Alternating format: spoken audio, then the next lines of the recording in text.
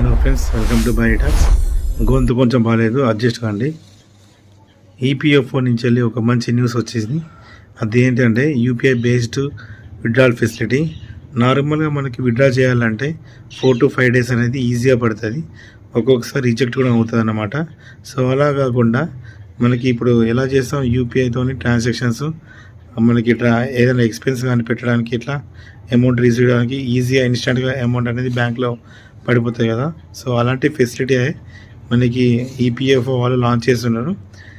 March 30 లోపు ఇది అనేది లైవ్లో వచ్చేస్తుందంట.